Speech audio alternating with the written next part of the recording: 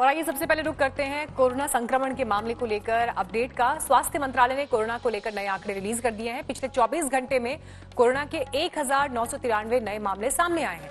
इनमें 564 ठीक हुए हैं, जबकि 73 मरीज कोरोना वायरस से लड़ते हुए हार गए। देश में कोरोना केसेस की तादाद 35,000 के पार चली गई है। 8800 से ज्यादा मरीज स्वस्थ होकर घर लौटे हैं। हालांकि इससे मरने वालों की संख्या भी 1147 तक पहुंच गई है।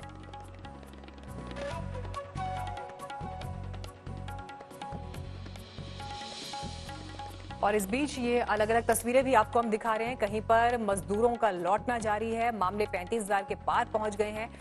127 रेड जोन देश भर में सरकार ने तय किए हैं। अब चुनौती ये है कि जो ये रेड जोन है, यानी संक्रमण के मद्देनजर जो सबसे खतरनाक इलाके हैं, उनको लेकर आगे क्या स्ट्रैटेजी रहती है। रेड जोन, ऑरेंज जोन और ग्रीन जोन, ये 3 कैटेगरीज हैं। लेकिन फिलहाल आप ये तस्वीरें देखिए, मामले 35,000 के पार चले गए हैं और ये एक बड़ी चुनौती है इस वक्त सरकार के लिए। और आइए आपको बताते हैं देश भर में इस वक्त क्या स्थिति है कोरोना संक्रमण के मामलों को लेकर, क्योंकि स्वास्थ्य मंत्रालय ने जो ये आंकड़े रिलीज किए हैं, ये ताजा आंकड़े हैं। और अगर आप इन पर नजर डालेंगे, 35,000 तक अब संख्या हो चुकी है कोरोना के संक्रमण की केसेस की। 8,889 लोग ठीक भी हुए हैं, जबकि 1,147 लोगों ने अब तक कोरोना संक्रमण की वजह से जान गंवाई है। ये तो पूरे देश की स्थिति है, लेकिन अगर राज्यवार स्थिति पर भी आप नजर डालेंगे तो महाराष्ट्र अभी भी टॉप पर बना हुआ है इस लिस्ट में, जहां पर सबसे ज्यादा असर है। 10,000 के पार यहां पर मामले जा चुके हैं। और एक राज्य के लिहाज से अगर आप 10,000 के इस नंबर पर नजर डालें तो समझिए कि ये मामला कितना गंभीर हो जाता है। हालांकि राज्य की पूरी सीमाएं सील हैं, बाहर से कोई अंदर दाखिल नहीं हो सकता, भीतर से कोई बाहर नहीं जा सकता, लेकिन उसके बावजूद संक्रमण के केसेस ना रुकना चुनौती है। गुजरात में 4,395 केसेस, देश की राजधानी दिल्ली में भी संक्रमण का आंकड़ा लगातार बढ़ रहा है और स्ट्रैटेजी काम करती नहीं दिखाई दे रही है। ऐसे में मामले 3,515 तक पहुंच गए, जबकि 59 लोगों की अब तक मौत हुई है। आंध्र प्रदेश में 1,403 मामले अब तक सामने आ चुके हैं, जबकि 31 लोगों ने यहां पर जान गंवाई है। कोरोना की ये मार अलग अलग राज्यों में, मध्य प्रदेश पर नजर डालिए। 2,660 मामले हिंदुस्तान के दिल कहे जाने वाले इस राज्य में अब तक रिपोर्ट हुए हैं। 137 लोगों की मौत हुई है और इंदौर अभी भी एपिसेंटर बना हुआ है। तो ये जो परिस्थितियां राज्यों के हिसाब से हैं, वो आपने देखी। लॉकडाउन पार्ट 2 भी लेकिन अब अपने खत्म होने की कगार पर है। 3 मई तारीख है और उसके बाद क्या होगा, सवाल सबके मन में ये है। लॉकडाउन से कोरोना में लड़ने में कितनी मदद मिली, इसके लिए ये देखना जरूरी है कि देश में अब भी कितने खतरनाक जोन हैं। ये है देश के रेड जोन जो इस वक्त आप देख रहे हैं। और देखिए, इसमें 4 महानगर शामिल हैं, दिल्ली, मुंबई, चेन्नई, कोलकाता और बाकी भी जो सिटीज हैं, हैदराबाद, बेंगलुरु, अहमदाबाद। ये मेट्रो सिटीज और मेट्रो सिटीज इस वक्त रेड जोन में आ रही हैं। अगर आप इन पर नजर डालें तो रेड जोन यानी संक्रमण के मामले जहां पर सबसे ज्यादा हैं। अब किस जिले में किस राज्य में कितने जिले जो हैं वो रेड जोन के हैं, ये भी आप देखिए। महाराष्ट्र में 14 जिले हैं जो रेड जोन इस वक्त हैं। सबसे ज्यादा संख्या महाराष्ट्र में ही। दिल्ली में 11 जिले रेड जोन में आते हैं। तमिलनाडु में 12, यूपी में 19, पश्चिम बंगाल में 10, गुजरात में 9, मध्य प्रदेश में 9, राजस्थान में 8 जिले।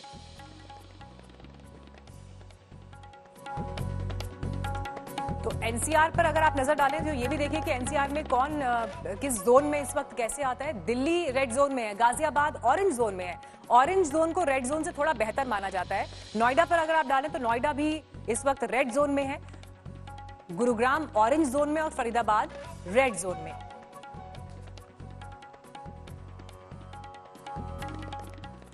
और इस वक्त और जानकारी के साथ अनीशा माथुर हमारे साथ मौजूद हैं। अनीशा, अगर स्पेसिफिकली जो इस वक्त एक ग्राफिक हमने दिखाया कि एनसीआर में अगर रेड जोन ऑरेंज जोन की बात की जाए तो जो आपकी मेन सिटीज हैं, यानी दिल्ली से लगता हुआ नोएडा, फरीदाबाद, गुरुग्राम, ये सभी इलाके जो है जबरदस्त तरीके से प्रभावित हैं। और यही वो इलाके हैं जिसको अगर हम इकोनॉमी के लिहाज से भी देखें तो जो डेवलपमेंट का इंजन है दिल्ली एनसीआर में। इनको लेकर अब सरकार की आगे क्या तैयारी है? रेड जोन ऑरेंज में आए, फिर ऑरेंज से ग्रीन आए, ये पहली प्रायोरिटी है। जी हाँ मीनाक्षी, जैसा कि आप कह रहे हैं कि सबसे पहली प्रायोरिटी है कंटेन करना कोरोना वायरस के स्प्रेड को, जिसकी वजह से ये इस तरह के हम रेड जोन ग्रीन जोन देख रहे हैं। अगर आप ये देखिए एनसीआर की, अगर जैसे हम बात कर रहे हैं, दिल्ली की 11 डिस्ट्रिक्ट, सभी डिस्ट्रिक्ट इस वक्त रेड जोन में है। नोएडा रेड जोन में है, जबकि गाजियाबाद और गुड़गांव जो है वो फिलहाल ऑरेंज जोन में है। गाजियाबाद गुड़गांव मान के चलिएगा कि कल तक गुड़गांव भी रेड जोन में ही था, आज इसको ऑरेंज जोन में किया गया है।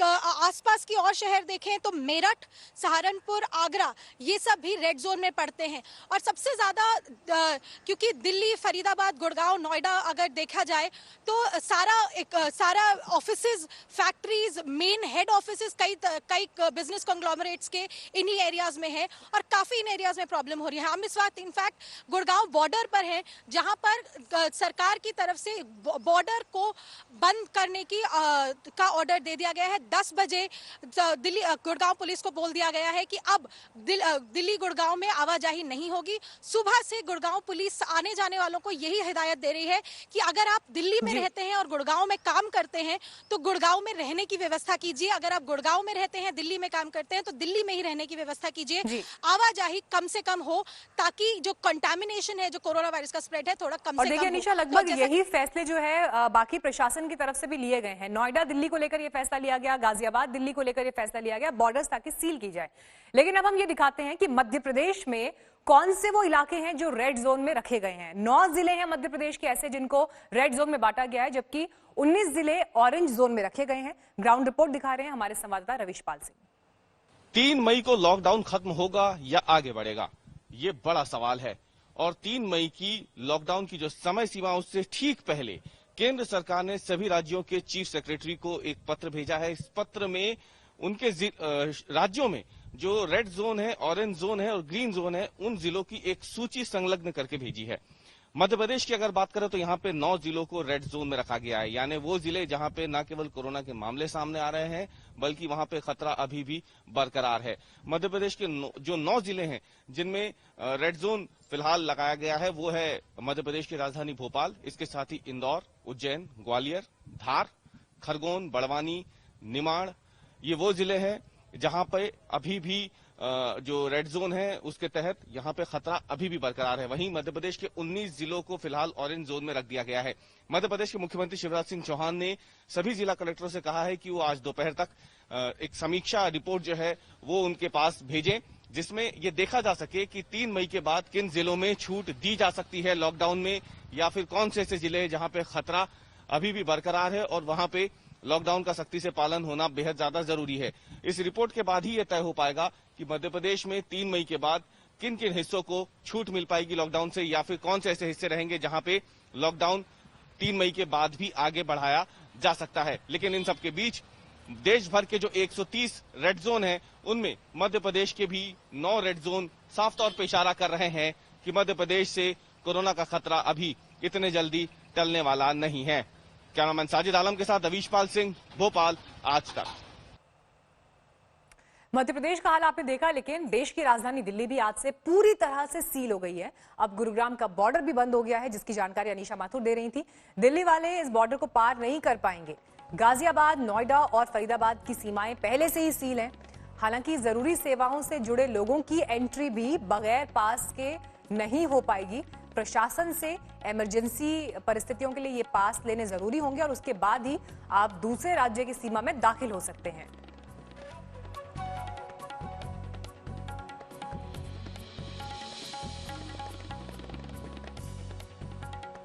दिल्ली गुरुग्राम बॉर्डर से इस वक्त दिव्यांशु मौजूद हैं हमारे साथ। दिव्यांशु, 10 बजे के बाद से अब गुरुग्राम में एंट्री नहीं होगी और सिर्फ पास के आधार पर ही एंट्री हो पाएगी जरूरी सेवाओं से जुड़े हुए लोगों की भी। ये ऑर्डर तो आ गया है, लेकिन ये आगे कम्युनिकेट किस तरह से किया जा रहा है? बिल्कुल मीनाक्षी, ठीक फरीदाबाद बॉर्डर के बाद अब दिल्ली गुरुग्राम बॉर्डर भी सील कर दिए गए हैं। अब देखिए 10 बज के 10 मिनट से ज़्यादा समय हो चुका है। पीछे गाड़ियों को रोका जा रहा है। यहाँ पे सभी से पूछा जा रहा है कि उनको किस काम के लिए जाना है। काम के साथ साथ उनसे पूछा जा रहा है कि उनके पास पास है जो स्टेट गवर्नमेंट के थ्रू इशू है। अगर उनके पास वो पास नहीं है तो उनको यहीं से वापस भेजा जा रहा है। आपको यहाँ पे तस्वीरों में देख सकते हैं कितनी गाड़ी मीनाक्षी यहाँ पे इकट्ठा हो चुकी हैं। ये सारी गाड़ियाँ वो हैं जो जिनको यहाँ से अभी वापस भेजा जा रहा है क्योंकि इनके पास वैलिड पास नहीं है। आप दूसरी साइड देखेंगे वहाँ पे अभी बैरिकेड्स और पुलिस फोर्स दोनों तैनात है। वहाँ पे जो एसेंशियल सर्विसेज के लिए है उनको वहाँ से भेजा जा रहा है। साथ ही साथ जो एसेंशियल सर्विस क्राइटेरिया में आते हैं उनको बोला जा रहा है कि वो आरोग्य सेतु ऐप भी डाउनलोड करें और वहाँ पे सैनिटाइजेशन का भी प्रोसेस है और जो वहाँ पे सिम्टोमेटिक पर्सन पाया जाएगा उसके लिए रैपिड टेस्टिंग किट भी उपलब्ध करवाई गई है। कुल मिला के मीनाक्षी ये स्टेट की तरफ से ये प्रयास करा जा रहा है कि जिस तरह से बीते दिनों में कोरोना वायरस के केसेस बढ़ रहे हैं उसको कहीं ना कहीं कुछ लिमिट तक नियंत्रण में ला जा सके। बिल्कुल, और यही इस वक्त बड़ी चुनौती भी है जिस बात की जानकारी हमें दिव्यांशु दे रहे हैं। हमने आपको दिल्ली गुरुग्राम बॉर्डर की इस वक्त तस्वीरें दिखाई क्योंकि शायद अभी सब लोगों को ये मालूम नहीं था कि 10 बजे के बाद उनकी एंट्री नहीं हो पाएगी। तो ये आपको कतार भी वहां दिखाई दे रही है और लोगों की भीड़ भी दिख रही है। कई गाड़ियों को वापस लौटाया गया है। अब पासेस जो है वो लेने जरूरी होंगे। दिव्यांशु, जिन लोगों को जो यहाँ से गुजर रहे हैं, खासतौर पर जो लोग इमरजेंसी सर्विसेज से जुड़े हुए हैं, उनके लिए कोई डेडलाइन वगैरह कुछ फिक्स की गई है अभी? कब तक वो पासेस ले सकते हैं, कहां से लेंगे, ये प्रोसीजर कुछ उनको कम्युनिकेट किया गया है? मीनाक्षी, अभी तक जितनी हमारे लोगों से बात हुई है, कोई एमसीडी कर्मचारी है, कोई हॉस्पिटल जा रहा है, वो अपने कोई पासेस दिखा रहे हैं। यहाँ पे पुलिस का साफ तौर पे कहना है कि ये पासेस वैलिड नहीं है। आज से ही कुछ पासेस हैं जो कि उपलब्ध करवाए गए हैं। अगर आपके पास वो पासेस हैं तो आप यहाँ से आगे जा सकते हैं, अथा वरना अगर आपके पास पास नहीं है तो आप अपने किसी ब्यूरो हेड से बोलिए या फिर ऑफिस स्टाफ से बोलिए कि वो आपको पास लागू कराएं, वरना आप इस सीमा के आगे नहीं जा सकेंगे। दूसरी बात मीनाक्षी, जो आपने टाइम लिमिट का पूछा, अभी तक टाइम लिमिट के बारे में यहाँ पे कुछ नहीं बताया गया है। शुक्रिया दिव्यांशु आपका इस जानकारी के लिए। आपके पास हम लौटते रहेंगे और अपडेट्स के लिए। दिल्ली गुरुग्राम बॉर्डर की तस्वीर आपने देखी, लेकिन दिल्ली की मंडी की तस्वीर आप देखिए। ये इसलिए क्योंकि सरकार की टेंशन इसने काफी बढ़ा दिया। आजादपुर मंडी जो दिल्ली की सबसे बड़ी फल और सब्जियों के मार्केट में से मंडी में से एक है, वहां पर 15 हो चुकी है मरीजों की संख्या। और सिर्फ दिल्ली की नहीं बल्कि एशिया की सबसे बड़ी मंडी इसे कहा जाता है। कोरोना संक्रमण अलवर और झज्जर तक पहुंच गया है। आजादपुर मंडी तक कोरोना की ये दस्तक है तो गाजीपुर मंडी में भी इसकी वजह से हड़कंप है। और ऐसे में अभी तक बंद नहीं किया गया क्योंकि यहीं से फल सब्जियां आम घरों में आपके और हमारे हाथों तक पहुंचती हैं। देश की सबसे बड़ी मंडी दिल्ली की आजादपुर मंडी में कोरोना संक्रमण थमने का नाम नहीं ले रहा है। गुरुवार को कोरोना संक्रमण के 4 और नए मामले इस आजादपुर मंडी में आए। अब तक 15 लोग इस आजादपुर मंडी में कोरोना का शिकार हो चुके हैं। 13 दुकानें इस आजादपुर मंडी में अभी तक प्रशासन के द्वारा सील की गई हैं और 43 लोगों को मंडी के अंदर ही क्वारंटाइन किया गया है। 116 लोगों की अभी और कोरोना टेस्ट किया गया, उनकी रिपोर्ट आनी बाकी है। लगातार जिस तरीके से कोरोना संक्रमण के मामले आजादपुर मंडी में बढ़े हैं, ऐसे में जो यहाँ पर मजदूर हैं, जो यहाँ पर आड़ती हैं, उनके बीच में डर हो गया है और इसी वजह से डॉक्टर्स की 2 टीमें इस आजादपुर मंडी के अंदर ही तैनात कर दी गई हैं, जो लगातार लोगों को चेक कर रही हैं। इसके अलावा दिन में 2 बार पूरी मंडी को सैनिटाइज किया जा रहा है। लोगों से सोशल डिस्टेंसिंग फॉलो करने के लिए कहा जा रहा है। डॉक्टर्स की टीम लगातार मंडी के अंदर ही मौजूद है। ऐसे में जिस तरीके से कोरोना संक्रमण के मामले इस आजादपुर मंडी में बढ़े हैं, 15 तक ये संख्या पहुंच चुकी है, तो लोगों में डर है और यही वजह है कि जो लोग खरीदारी करने आ रहे थे फल की और सब्जी की, उनकी वो लोग अब काफी ज्यादा कम आ रहे हैं। दिल्ली सरकार में कोरोना वायरस को नष्ट करने के लिए नया मेगा प्लान तैयार है। क्या है वो प्लान, रिपोर्ट देखिए।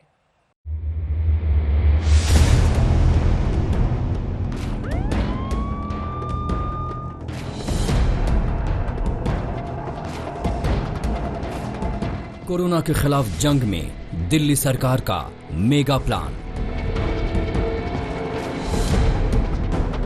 हॉटस्पॉट हो या कंटेनमेंट जोन, दिल्ली सरकार ने बढ़ाई सख्ती।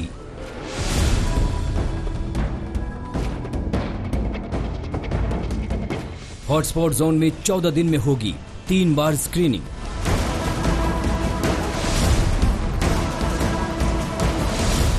चौबीस घंटे में 76 नए केस, 24 घंटे में 3 की मौत, 3515 कोरोना केस। कोरोना के इन आंकड़ों पर लगाम लगाने के लिए दिल्ली सरकार ने कल शाम नए मेगा प्लान का ऐलान कर दिया है। नए कदमों के मुताबिक राजधानी के हॉटस्पॉट या कंटेनमेंट जोन में और सख्ती और सावधानी बरती जाएगी।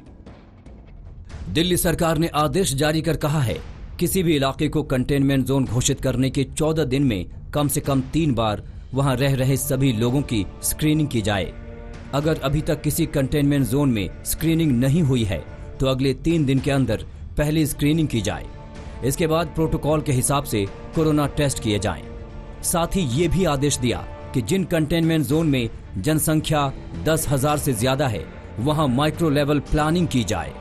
हॉटस्पॉट या कंटेनमेंट जोन में कोरोना के बढ़ते हुए मामलों को देखते हुए दिल्ली सरकार ने अब यह तय किया है कि हर हॉटस्पॉट जोन में तकरीबन 3 बार लोगों का टेस्ट किया जाएगा और उसके बाद अगर लक्षण पाए गए तो कोरोना प्रोटोकॉल के हिसाब से कोविड टेस्ट के लिए आगे बढ़ेंगे। इन सब के बीच ये भी साफ तौर पर कहा है कि जिन हॉटस्पॉट जोन में जनसंख्या 10,000 से ज्यादा है वहां पर माइक्रो लेवल प्लानिंग की जाएगी, यानी कोरोना को जड़ से खत्म करना है। दिल्ली में अब तक कंटेनमेंट जोन के अंदर हर घर के हिसाब से सर्वे किए जाते थे और अगर कोई दिक्कत नजर आती थी तब कार्रवाई की जाती थी, लेकिन अब इस जोन के हर व्यक्ति की 14 दिन के अंदर 3 बार स्क्रीनिंग की जाएगी। माना जा रहा है कि कंटेनमेंट जोन के अंदर लगातार बढ़ रहे कोरोना मामले को देखते हुए दिल्ली सरकार ने फैसला किया। हालांकि इस बीच राहत की खबर ये है कि दिल्ली में पिछले 24 घंटे में 2 हॉटस्पॉट या कंटेनमेंट जोन खत्म किए गए। इस तरह अब हॉटस्पॉट की संख्या 100 से घटकर 98 हो गई है। साथ ही पिछले 24 घंटे में कोई नया हॉटस्पॉट नहीं बनाया गया। इस बीच कोरोना के खिलाफ जंग में जोखिम उठा रहे दिल्ली पुलिस के जवानों के लिए अच्छी खबर है। दिल्ली पुलिस और दिल्ली सरकार ने मिलकर कोरोना टेस्टिंग सेंटर बनाया है, जहां सिर्फ दिल्ली पुलिस कर्मियों का कोरोना टेस्ट होगा। दिल्ली पुलिस के अब तक तकरीबन 42 जवान कोरोना पॉजिटिव हो चुके हैं। राम किंकर के साथ कुमार कोड़ाल, दिल्ली आज तक। देश में कोरोना से मामले लगातार बढ़ रहे हैं, लेकिन इन बढ़ते मामलों के बीच पंजाब में अलग टेंशन शुरू हो गई है। नांदेड़ से लौटे 148 श्रद्धालुओं की रिपोर्ट पॉजिटिव आ चुकी है। लॉकडाउन 2 खत्म होने में अब सिर्फ 2 दिन बाकी हैं, लेकिन देश में न ही कोरोना के मरीजों की संख्या कम हो रही है और न ही मरने वालों का आंकड़ा। महाराष्ट्र में आंकड़ा जहां 10,000 के पार पहुंच चुका है, वहीं मुंबई में भी कोरोना संक्रमित की संख्या 7,000 से ज्यादा है। महाराष्ट्र के बाद गुजरात, दिल्ली, राजस्थान कोरोना से सबसे ज्यादा प्रभावित हैं। वहीं अब पंजाब में कोरोना ने अमरिंदर सरकार की टेंशन बढ़ा दी है। नांदेड़ के श्री हुजूर साहिब गुरुद्वारे से पंजाब लाए गए श्रद्धालु अब सरकार के लिए मुसीबत बनते जा रहे हैं। पंजाब में पहले सरकार की सख्ती और कर्फ्यू पर जमातियों ने पानी फेरा और अब घराती यानी कि पंजाब के जो श्रद्धालु नांदेड़ साहिब से लौटे हैं उनके मीटर की बात करें तो 100 की तादाद में ये श्रद्धालु पॉजिटिव पाए गए हैं और सैकड़ों की तादाद में रिजल्ट अवेटेड है। कुल मिलाकर पंजाब सरकार जितनी सख्ताई करती है उतना ही कभी जमाती तो कभी घराती उस सख्ताई पर पानी फेर देते हैं। नांदेड़ में करीब 3,000 श्रद्धालुओं को वापस पंजाब लाया जा चुका है, जिसमें से अब तक 148 केस कोरोना पॉजिटिव आ चुके हैं। पंजाब में ये पहली बार है जब एक दिन के अंदर 100 से ज्यादा पॉजिटिव केस सामने आए हैं। अभी भी नांदेड़ से पंजाब लौटे कई लोगों की स्क्रीनिंग होनी बाकी है। ऐसे में स्वास्थ्य विभाग को आशंका है कि नांदेड़ से लौटे इन श्रद्धालुओं में से कोरोना पॉजिटिव लोगों का आंकड़ा बढ़ सकता है। पंजाब में अब पॉजिटिव केस 480 तक पहुंच गई है। श्रद्धालुओं को 21 दिन के क्वारंटीन होने के लिए कहा गया है। पंजाब सरकार ने पहले ही कर्फ्यू को 17 मई तक बढ़ाने का फैसला किया है, जबकि चंडीगढ़ अभी भी कंटेनमेंट जोन में है। आज तक ब्यूरो। कोरोना के संक्रमण काल में पाकिस्तान के बड़बोले पीएम इमरान खान की पोल खुल गई है। उनकी जमकर आलोचना हो रही है। हालात ऐसे हो गए हैं कि पाकिस्तान की सेना इमरान खान को नजरअंदाज करते हुए अपने हिसाब से फैसले ले रही है। ऐसे में सबसे बड़ा सवाल यह है कि आखिर इस इस्लामिक मुल्क में सुप्रीम कौन है, सेना या फिर प्रधानमंत्री?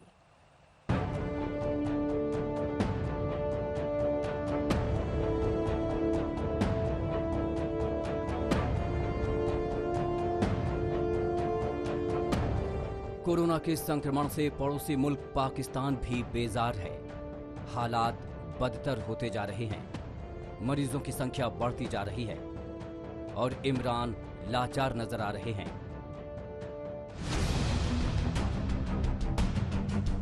पाकिस्तानी सेना अपने लाडले इमरान खान की लापरवाही को अपने सिर पर उठाने को तैयार नहीं।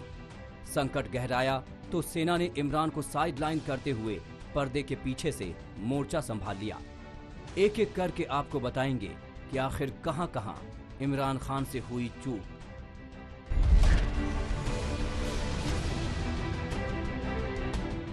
दरअसल इमरान खान ने दावा किया कि इस महामारी पर उनकी नजर जनवरी महीने से थी, लेकिन 12 मार्च तक कोई आपातकालीन बैठक नहीं की।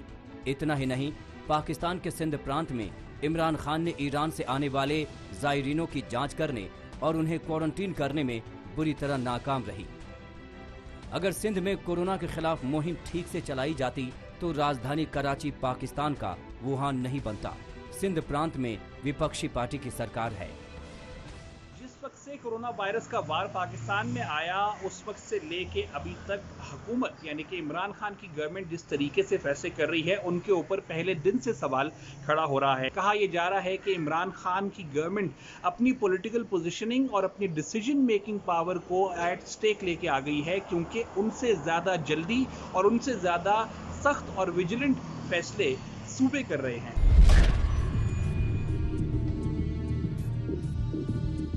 इमरान खान अपनी जनता को दिलासा देते रहे, कहते रहे कि घबराएं नहीं। इमरान की दलील थी कि अगर ऐसा हुआ तो 25% से अधिक लोगों को नुकसान होगा। लेकिन जब कोरोना का कोहराम बढ़ा तो 23 मार्च को पाकिस्तान की सेना ने इमरान को झटका देते हुए खुद ही फैसले ले लिए। पाकिस्तान में लॉकडाउन का ऐलान होते पूरे देश में सेना की तैनाती कर दी गई। पाकिस्तानी सेना के प्रवक्ता मेजर जनरल बाबर इफ्तिखार ने ऐलान किया कि पाकिस्तान के सभी प्रांतों की मांग पर पूरे देश में सेना की तैनाती की जाएगी। इतना ही नहीं, 24 मार्च को कई टीवी चैनलों पर पाकिस्तानी पीएम का जमकर मजाक उड़ाया। सेना के फैसले के बीच इमरान खान ने सिंध सरकार के लॉकडाउन के फैसले को गलत ठहरा दिया।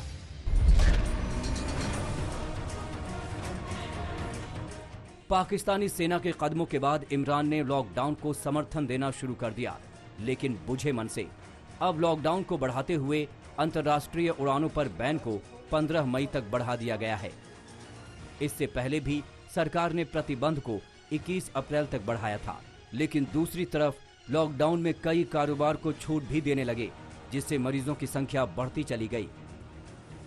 पाकिस्तान में लॉकडाउन को लेकर जब इमरान खान के दिमाग में लोचा है तो आम गरीब जनता बेचारी क्या करती।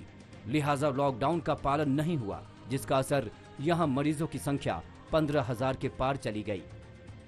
पाकिस्तान के पंजाब प्रांत सबसे ज्यादा प्रभावित हैं। यहाँ कोरोना के 5800 से ज्यादा मरीज हो गए हैं। वहीं सिंध में मरीजों की संख्या 5600 के पार है, जबकि खैबर पख्तूनख्वा, इस्लामाबाद और गिलगित बल्तिस्तान भी कोरोना वायरस के खतरे की जद में है। जब से पाकिस्तान गवर्नमेंट ने लॉकडाउन में आसानियां पैदा की हैं और कुछ कारोबार खोलने की बात की है, बहुत सारी जगहों के ऊपर मार्केटें खुली, दुकानें खुली और लोगों का रश बढ़ गया है, जिसने कोविड-19 के केसेस को दुगना कर दिया है।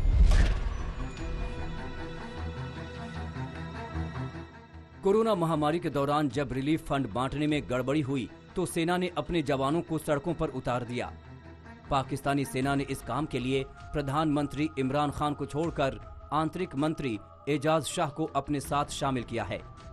इमरान खान की इन्हीं नाकामियों की वजह से पाकिस्तान क्रिकेट टीम के पूर्व कप्तान शाहिद अफरीदी भी गुस्से में हैं। पाकिस्तान जैसा मुल्क दुनिया में कहीं पे भी नहीं है। बस कुछ आज जो हमारे ऊपर गधे घोड़े बैठे हैं, वो अगर इंसान के बच्चे बन जाएं तो हमें इस तरह मांगने की जरूरत नहीं पड़ी। बस हमारे ऊपर सरों के ऊपर कुछ ऐसे लोग अल्लाह ने मुसल्लत कर दिए।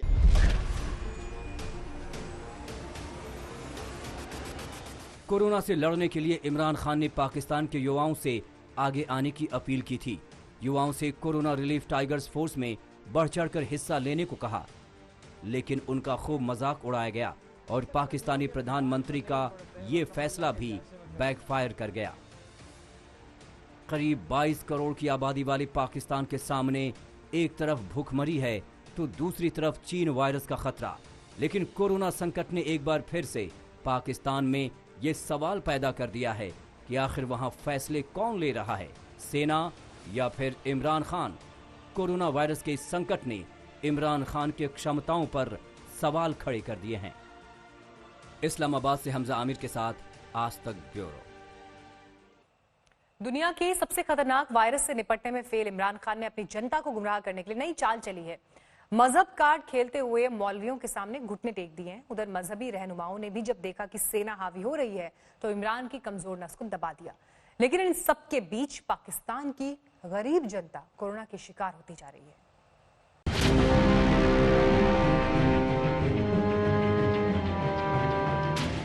तुमने रिज़्क़ हलाल का कहा, हमारे ताजिर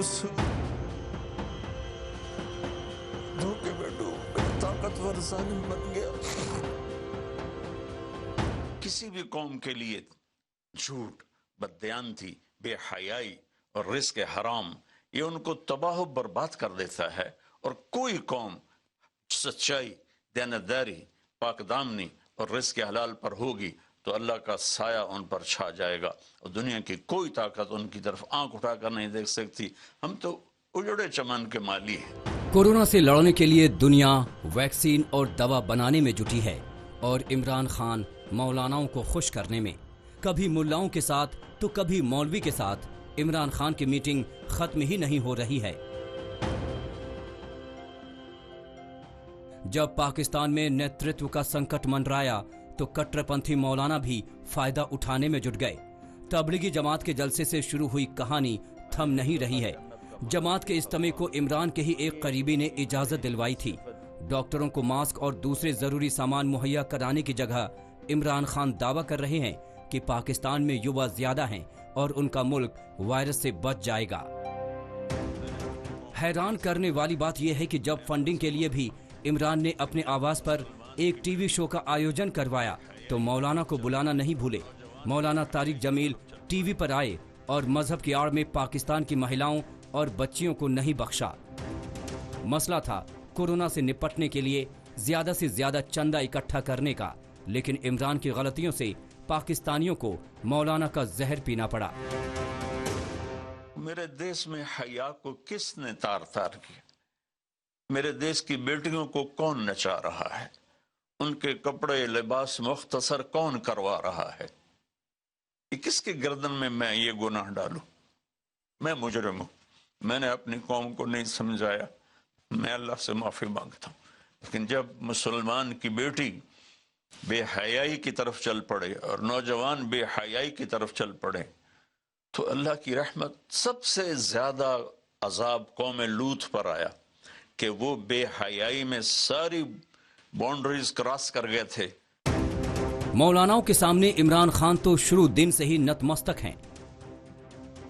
इमरान खान की सरकार ने मस्जिदों में नमाज रोकने को लेकर भी तेजी से फैसले नहीं लिए। 20 और 27 मार्च को हुई नमाज में हजारों लोग इकट्ठे हुए थे, जिसकी कड़ी आलोचना भी हुई। वहीं मार्च के शुरुआत में लाहौर के करीब रायविंद में तकरीबन 2.5 लाख लोग तबलीगी जमात की बैठक में शामिल हुए थे, जबकि इससे पहले ही पाकिस्तान में कई कोरोना वायरस पॉजिटिव के मामले सामने आ चुके थे। लेकिन इस्लामिक ग्रुप के डर से इमरान खान की सरकार मस्जिदों में नमाज पढ़ने से रोकने से कतराती रही और इसका असर ये हुआ कि कोरोना पाकिस्तान में तेजी से फैल गया। जहां एक तरफ दुनिया भर के राष्ट्रपति और प्रधानमंत्री रिसर्चर्स और साइंटिस्ट के साथ बैठकर कोरोना वायरस का हल ढूंढ रहे हैं, वहीं दूसरी तरफ पाकिस्तान में प्रधानमंत्री इमरान खान एक मंच पर बैठे हुए दिखते हैं, जहां पर वो मौलाना और मौलवियों के साथ बैठे हैं, जिनमें से एक ये कहता है कि पाकिस्तान की औरतें कम कपड़े पहनती हैं, इस वजह से पाकिस्तान में कोरोना वायरस आया है। ऐसे में ये जायज है कि पाकिस्तान के लोग ये सवाल उठाए कि क्या प्रधानमंत्री इमरान खान इस लायक है कि वो कोरोना वायरस के दौर में प्रधानमंत्री रहे और इस आपदा से, इस पैंडेमिक से जूझे। बदले हालात में इमरान खान को पाकिस्तान के मशहूर उर्दू पत्रकार सुहेल वरैच ने 3 महीने तक संभलने के लिए आगाह किया है। पत्रकार सुहेल का दावा है कि अगर इमरान खान अपने प्रशासन को एकजुट करने और विपक्ष के साथ मतभेद दूर करने में नाकाम रहे तो इमरान पर संकट मंडरा जाएगा। बताया जा रहा है कि सेना ने इमरान खान को 3 महीने का वक्त दिया है और कहा है कि उसके पापों का बोझ नहीं उठाएगी। ऐसे में सबसे बड़ा सवाल है कि क्या इमरान खान भी अपना कार्यकाल पूरा नहीं कर पाएंगे। इस्लामाबाद से हमजा आमिर, दिल्ली से गीता मोहन के साथ आज तक ब्यूरो। कोरोना ने पाकिस्तान की कमर तोड़ दी। पहले से ही माली हालत और ऊपर से कोरोना का अटैक। अब ऐसे में इमरान खान लगातार मीडिया और जनता के निशाने पर हैं। अपनी सरकार की इसी बिगड़ती छवि के लिए इमरान ने सबसे पहले अपनी टीम बदली। लेकिन बड़ा सवाल यह है कि जिस देश में भूखमरी जैसे हालात हैं, वो चीनी वायरस से कैसे निपटेगा।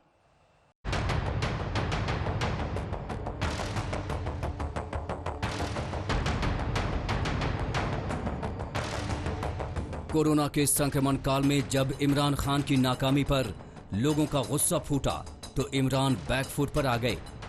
चारों तरफ से आलोचना की बमबार्डिंग होने लगी। सियासी पिच पर बदनामी का ग्राफ बढ़ने लगा तो पाकिस्तानी पीएम को अपनी टीम बदलनी पड़ी। 2018 में सत्ता में आने के बाद इमरान खान ने दूसरी बार अपनी मीडिया टीम को बदला।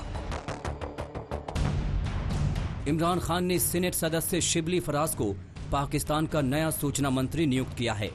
फराज प्रख्यात दिवंगत उर्दू कवि अहमद फराज के बेटे हैं। दिलचस्प बात यह है कि साए की तरह साथ चलने वाली सूचना और प्रसारण मामले में प्रधानमंत्री की विशेष सलाहकार डॉक्टर फिरदौस आशिक अवान को भी हटा दिया गया है। डॉक्टर फिरदौस को इस पद पर 18 अप्रैल 2019 को मंत्रिमंडल में फेरबदल के बाद नियुक्त किया गया था। फिरदौस की जगह सेना के रिटायर्ड पूर्व प्रवक्ता लेफ्टिनेंट जनरल असीम सलीम बाजवा को इमरान खान ने अपनी टीम में जगह दी। वायरस बढ़ेगा और ज़्यादा केसेस आएंगे। ऐसे मामलात के अंदर आपके हॉस्पिटल्स, आपके मेडिकल सिस्टम इन मामलात को हैंडल करने के लिए नाकाफ़ी है। यही वजह है कि एहतियात ज़रूरी है कि इमरान खान के जो फैसला साजी है उस फैसला साजी के ऊपर सवालात खड़े हो रहे हैं और वो फैसला साजी उनकी ना होने की वजह से, उनकी डिसीजन मेकिंग पावर ना होने की वजह से उनकी पॉलिटिकल स्ट्रेंथ भी कमज़ोर पड़ती जा रही है। दरअसल इमरान सरकार को लगता था कि उनके कामों का प्रचार जनता के बीच ठीक से नहीं हो रहा है। उनका मीडिया मैनेजमेंट कमजोर है। मीडिया भी इमरान पर लगातार हमले कर रहा था, जिसके बाद अपने कामों को लोगों और मीडिया तक सही परिप्रेक्ष्य में पहुंचाने के लिए इमरान खान ने ये फैसला किया। हालांकि जानकार बताते हैं कि इससे उनकी छवि सुधरने वाली नहीं, जब तक कि वो कोई ठोस काम नहीं करते। इमरान खान ने अपनी टीम तो बदल दी, लेकिन पाकिस्तान की किस्मत कैसे बदलेंगे? जहां भूखमरी से बड़ी आबादी त्रस्त है, आलू भी आम आदमी की पहुंच से दूर है। पाकिस्तान में कई जगहों पर आलू 50 से 70 रुपए किलो है, प्याज 70 रुपए किलो, टमाटर 60 रुपए किलो, केला 180 रुपए दर्जन है। ये तो बस बानगी भर है। आर्थिक मोर्चे पर फिसड्डी इस मुल्क के लिए कोरोना काल बनकर आया है। वर्ल्ड बैंक ने पाकिस्तान को चेतावनी देते हुए कहा कि 1.3 से 2.2% तक जीडीपी इस साल सिमट कर रह जाएगी। वहीं IMF का कहना है कि पाकिस्तान की जीडीपी 1.5% रहेगी। ऐसे में पाकिस्तान के पीएम के लिए कई मोर्चों पर चुनौतियां हैं। इमरान भूल गए कि ये खेल का मैदान नहीं, ये सियासत की रफ्तीली राहें हैं, जहां एक एक फैसले की स्क्रीनिंग होती है। और पाकिस्तान जैसे मुल्क में हुक्मरान का क्या हश्र होता है, इतिहास गवाह है। इस्लामाबाद से हमजा आमिर के साथ आज तक ब्यूरो।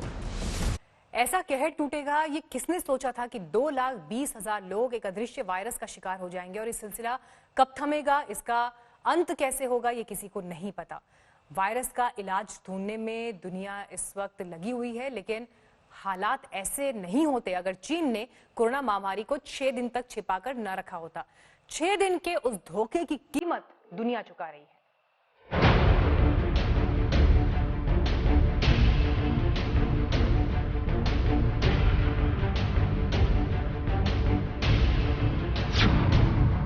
दुनिया भर में नहीं होते 31,62,000 से ज्यादा बीमार।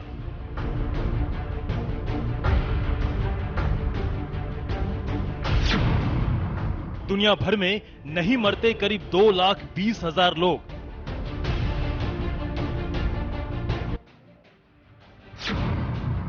अमेरिका में ही नहीं होते 10 लाख से ज्यादा कोरोना मरीज।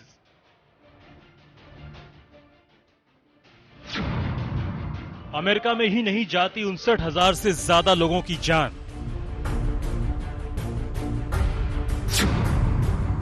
सारी दुनिया पर नहीं जड़ा जाता दहशत वाला ताला। नहीं कम पड़ते दुनिया के कई देशों में कब्रिस्तान। लेकिन दुनिया पर भारी पड़ गए चीन के वो 6 दिन। 6 दिन का चीनी गुनाह से दुनिया कराह रही है। जिस कोरोना वैश्विक महामारी से आज दुनिया त्राही त्राही कर रही है, उसके लिए हर उंगली उठती है चीन पर। वो चीन है जिससे एक शहर से निकला कोरोना का वायरस आज पूरी दुनिया को डस रहा है। अमेरिका जैसा देश आज अपने लोगों की लाशें गिन गिन कर थक चुका है। उसके राष्ट्रपति डोनाल्ड ट्रंप की आज हर उंगली चीन की तरफ ही उठती है। They were knowingly responsible, certainly. If it was a mistake is a mistake. But if they were knowingly responsible, yeah, then there should be consequences. हम आपको चीन के वुहान शहर की वो कहानी बताते हैं जिसमें चीन का धोखा है। धोखा दुनिया से। जिस दौरान चीन का कोरोना स्थानीय महामारी से वैश्विक महामारी में बदल रही थी, उस दौरान चीन ने इस पर मिट्टी डालने की पूरी कोशिश की। दुनिया को पता चल गया कि चीन का वुहान शहर ही कोरोना का एपिसेंटर है, लेकिन चीन ने 6 दिनों तक इस बीमारी को छिपा कर रखा। 20 जनवरी को चीन के राष्ट्रपति शी जिनपिंग ने अपने देश के लोगों को कोरोना के बारे में आगाह किया, लेकिन 14 जनवरी को ही वहां हालात बिगड़ने लगे थे और उन 6 दिनों में 3,000 से ज्यादा लोग कोरोना के मरीज बन गए। इतना ही नहीं, चीनी अधिकारियों को इसका पता होने के बावजूद उसी दौरान वुहान में एक आलीशान दावत हुई जिसमें हजारों लोग शामिल हुए, जबकि लूनर न्यू ईयर मनाने के लिए लाखों लोग इधर उधर भी चले गए। अगर 14 जनवरी को ही इसका पता चल जाता तो आज दुनिया में लाखों लोगों पर मौत गिद्ध बनकर नहीं मंडराती। इटली से लेकर फ्रांस और स्पेन तक तमाम देश अपने नागरिकों की लाशों पर बर्बादी का मंजर देख रहे हैं और WHO को गाइडलाइन पर गाइडलाइन जारी नहीं करनी पड़ती। The United States of America has been a long-standing and generous friend to WHO, and we hope it will continue to be so. We regret the decision of the President of the United States to order a hold in funding to the World Health Organization. चीन की कूटनीति ही नहीं, फितरत में भी ये शामिल हो गया है कि वो हर बीमारी को छिपाने की कोशिश करता है। वुहान के मेयर काफी पहले ही मान चुके हैं कि जनवरी की शुरुआत में वुहान में संक्रमण के करीब 100 मामले थे, लेकिन 23 जनवरी को शहर के लॉकडाउन होने तक हालात बेकाबू हो गए। चीन ने WHO को इसकी जानकारी 31 दिसंबर को दी थी, लेकिन इस बात को सामने लाने वाले चीनी डॉक्टर ली वेनलियांग ने इस पर सरकार को आगाह किया तो उनको चुप करा दिया गया। कुछ दिनों बाद कोरोना वायरस से ही डॉक्टर वेनलियांग की मौत हो गई। व्हाइट हाउस को सौंपी गई एक खुफिया रिपोर्ट से निष्कर्ष निकाला गया कि चीन की ओर से जारी आंकड़े जानबूझकर कम बताए गए। चीन पर बार बार आरोप लगता रहा है कि उसने अपने लैब से ही कोरोना का जिन निकाला है। इस बीच हांगकांग के एक अखबार के हवाले से दावा किया गया है कि जब चीन में कोरोना चरम पर पहुंचा तो बीजिंग के नॉर्थ वेस्ट के एक सीक्रेट रिजॉर्ट में सारे टॉप के नेता रहने चले गए ताकि कोरोना के संक्रमण से वो खुद को बचा कर रख सकें। जब दुनिया भर में कोहराम मचा तो चीन ने चुप्पी साध ली, लेकिन इससे उसके गुनाह ढक नहीं जाते। आज तक ब्यूरो। 14 जनवरी ये वो तारीख थी जब चीन को पता चल गया था कि वुहान में एक नए वायरस ने हमला कर दिया है, लेकिन चीन ने इस सच को दुनिया से छिपाए रखा। अगर किसी ने वायरस से जुड़ी जानकारी कहीं पर दी तो चीन ने या तो उसे हमेशा के लिए खामोश कर दिया या फिर उसे गायब कर दिया। वुहान में जब लोग सड़कों पर मरने लगे तब भी चीन ने दुनिया को यह बताने की जहमत नहीं उठाई कि यह वायरस कितना खतरनाक है।